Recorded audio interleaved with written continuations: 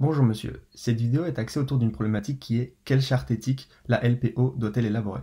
Cette vidéo a été produite, écrite et réalisée par Antoine Laborde, Simon Mazot, Benjamin Heudier et par moi-même, Léo Fontaine. Alors tout d'abord, je pense qu'il est important de définir qu'est-ce que c'est que la LPO. C'est aujourd'hui la première association de protection de la nature en France. Elle regroupe un grand nombre d'adhérents, de salariés et de bénévoles sur le territoire national français. Son but principal est de protéger les espèces, préserver les espaces et d'éduquer la sensibilisation à l'environnement.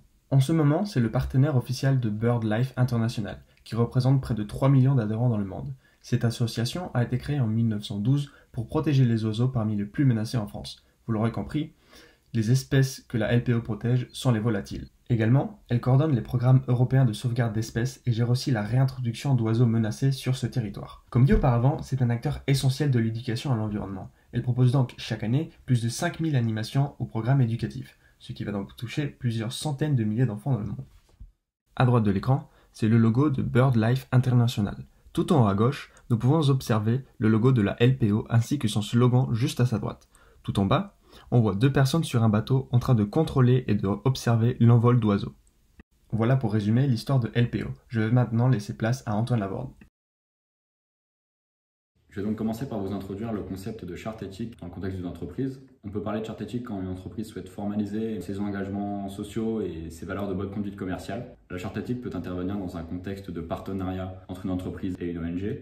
On parle alors de partenariat stratégique de l'entreprise. Ces genres de contrats sont articulés autour de RSE, responsabilité sociétale d'entreprise, auquel s'engage donc l'entreprise qui souhaite entrer en partenariat avec une ONG. On peut distinguer 4 grandes familles de partenariats entre entreprises et associations ou ONG, parmi lesquelles on peut citer le mécénat, les pratiques responsables, la coopération économique ou encore l'innovation sociétale. Le mécénat peut se caractériser par un soutien humain ou un soutien économique de la part de l'entreprise envers les associations pour leur montrer leur soutien et on va dire leur croyance envers les valeurs de l'association, en échange desquelles les associations proposent généralement des contreparties ou du marketing. Les politiques de pratiques responsables auxquelles peuvent s'engager les entreprises dans un contexte de partenariat peuvent se caractériser par un changement de politique d'achat, de comportement général ou de mode de consommation de l'entreprise. La coopération économique, quant à elle, est plus présente dans les cas de coopération entre associations et services publics. On peut parler de contribution des deux partenaires à une offre commune. Et enfin, l'innovation sociétale se caractérise plutôt par une intervention réelle de l'association dans la vie et dans le mode de fonctionnement de l'entreprise. Ces associations peuvent donc contribuer à l'innovation et à l'industrialisation de leurs valeurs au sein de l'entreprise avec lesquelles le partenariat est signé. Pour conclure, la signature d'une charte éthique de la part d'une entreprise ou la mise en place d'un partenariat entre une entreprise et une ONG ou association a plusieurs vertus.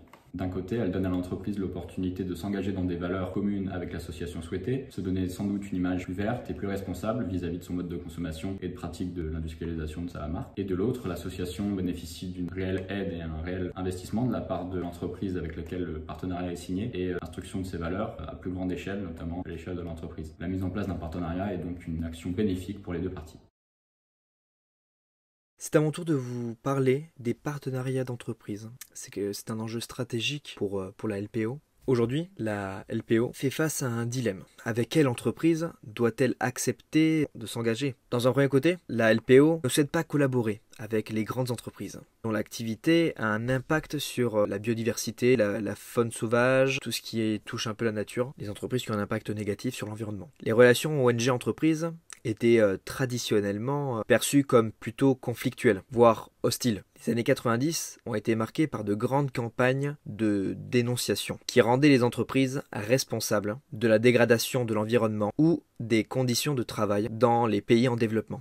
Au-delà de la dénonciation pure et simple, certaines ONG cherchaient à établir un autre mode d'influence. D'un autre côté, les partenariats d'entreprise représentent une double opportunité pour la LPO. Premièrement, ils sont synonymes de grands apports financiers pour l'association. En deuxième position, ils lui permettent d'influencer le comportement des entreprises. Des projets menés ensemble et également la sensibilisation des salariés. Du côté des entreprises, d'abord, après les avoir perçus comme des dangers, les entreprises ont compris qu'elles ne pouvaient pas ignorer les arguments des ONG. Elles y voient également une façon d'améliorer le dialogue interne, leur image et leur crédibilité. Pour les entreprises, les associations peuvent apporter à long terme un bénéfice en termes d'image et de réputation. Il faut savoir que l'avantage n'est pas que du côté des entreprises, partenaires des ONG, des associations. Dans les deux côtés, elles sont avantagées. Si un grand nombre d'entreprises collaborent avec ces associations, alors l'association de son côté société, elle, sera perçue de plus en plus. Son image grandira et sa réputation également. Du côté de l'entreprise partenaire, elle aussi gagnera beaucoup puisque son image sera gratifiée, sera améliorée d'un point de vue d'écologie où les gens aujourd'hui sont assez basés sur leurs principes de vie. Aujourd'hui, nous pourrions vous dire que la LPO devrait nouer un partenariat avec des entreprises conscientes de l'évolution actuelle du monde. Après, on se dit également comment éviter le greenwashing. Ceci est un gros travail en interne que l'association doit faire. Elle doit se renseigner, elle doit connaître avec qui elle va traiter.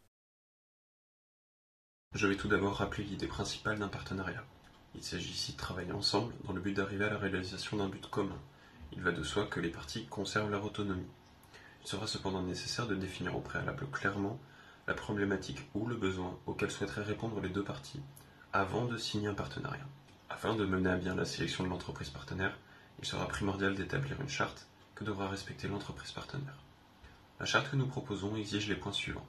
Le secteur de l'entreprise doit être compatible avec les valeurs de la LPO, comme par exemple la protection des espèces animales, notamment des oiseaux, ou encore la protection des espaces et des écosystèmes. L'image de l'entreprise doit être positive. Si elle est négative, comment peut-elle s'expliquer?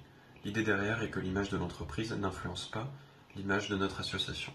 Les pratiques de l'entreprise ne doivent pas être préjudiciables aux valeurs que nous défendons, que ce soit en termes de protection animale ou en termes de protection des espaces. Un autre point clé pour nous est que l'entreprise doit afficher des obligations en matière de RSE, c'est-à-dire responsabilité sociale et environnementale des entreprises. Elle doit ainsi s'inscrire dans des démarches. Historiquement, l'entreprise doit avoir été responsable ou avoir fait des efforts pour le devenir. Une transparence financière est également exigée, pour éviter ainsi toute retombée sur l'image de l'association. De manière plus classique, l'entreprise ne doit pas présenter d'activités pouvant porter atteinte à la santé humaine ou à la dignité humaine. Elle ne doit pas non plus porter soutien à des partis ou des régimes qui ne sont pas démocratiques, et bien évidemment doit respecter les droits de l'homme.